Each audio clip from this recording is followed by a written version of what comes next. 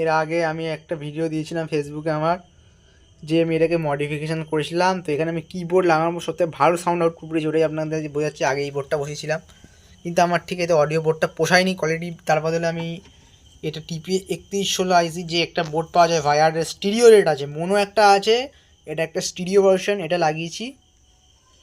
আর এই ব্লুটুথ প্যানেলটা লাগিয়েছি। তো এবার আওয়াজটা শুনে নিই।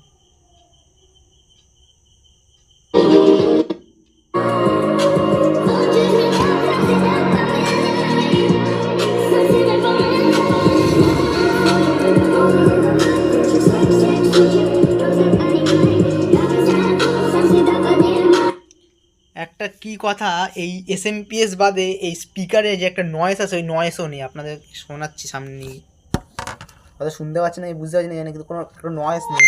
আপনারা বাংলা দেখতে পারবেন, এক প্রকার একটুখানি ওতে নয়েস নেই, বাট খুবই ভালো এটা মডিফিকেশন হয়েছে।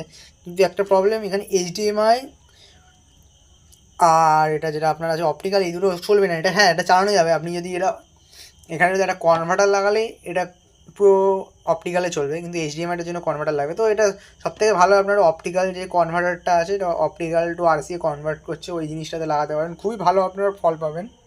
তা আমি এটা এমন মডিফিকেশান করেছি, খুবই ভালো চলছে, আমার আওয়াজও খুব সুন্দর মধুর আওয়াজ হচ্ছে।